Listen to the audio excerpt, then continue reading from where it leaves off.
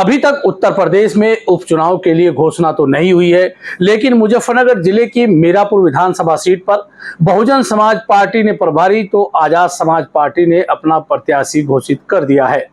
झोझा बिरादरी से आने वाले दोनों प्रत्याशियों की कोई सामाजिक राजनीतिक पहचान मीरापुर विधानसभा इलाके में नहीं है। फिर बसपा और आजाद समाज पार्टी ने किस आधार पर इन नाम पर मोहर लगाई है, जबकि बसपा और आजाद समाज पार्टी के पास बड़े बड़े चेहरे दावेदार थे।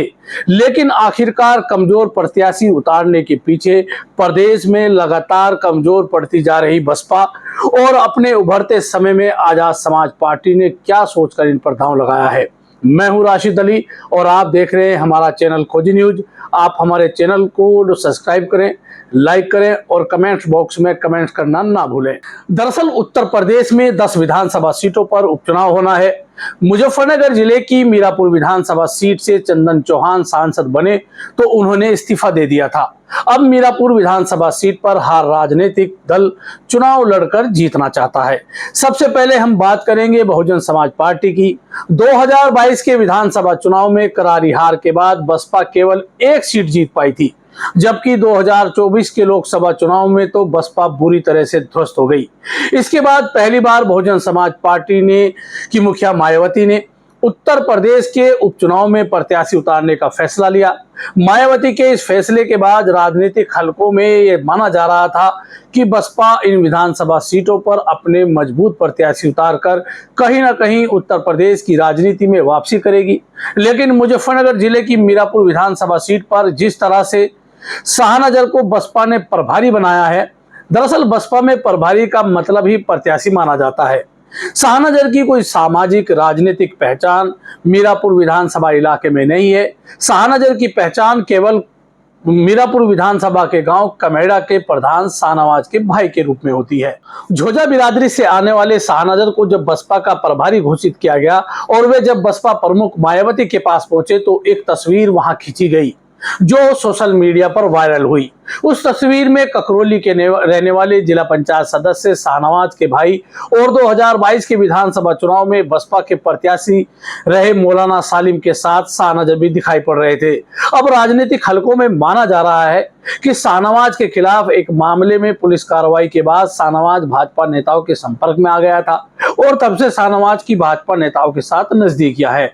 हालांकि उनके भाई जो 2022 में मीरापुर विधानसभा से बसपा के टिकट पर चुनाव लड़े थे, मौलाना सालिम बसपा में ही हैं। राजनीतिक समीकरण जानने वालों का कहना है कि कहीं ना कहीं शाहनजर के बहाने भारतीय जनता पार्टी गठबंधन अपने गोट फिट करने में लगा है ताकि मुस्लिम मतों का बंटवारा कैसे हो।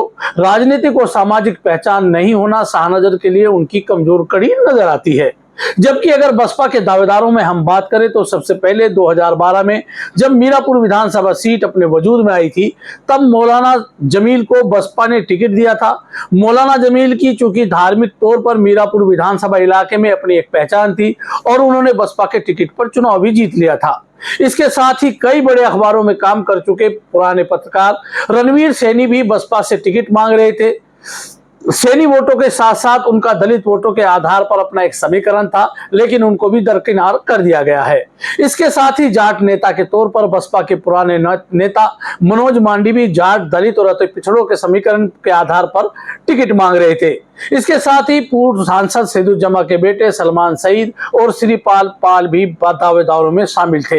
लेकिन बसपा ने मजबूत उम्मीदवारों को दरकिनार कर शाहनजर जैसे अनजाने चेहरे पर दांव लगाकर कहीं ना कहीं उपचुनाव में मीरापुर विधानसभा सीट पर खुद को बड़ा नुकसान करने की तैयारी कर ली है। इसके साथ ही आजाद समाज पार्टी काशीराम के राष्ट्रीय अध्यक्ष चंद्रशेखर के नगीना से सांसद बनने के बाद आजाद समाज पार्टी का चढ़ता उरूज दिखाई पड़ने लगा था। आजाद समाज पार्टी ने रुड़कली गांव के रहने वाले तथा नेशनल सिक्योरिटी एजेंसी चलाने वाले जाहिद को अपना टिकट थमा दिया है।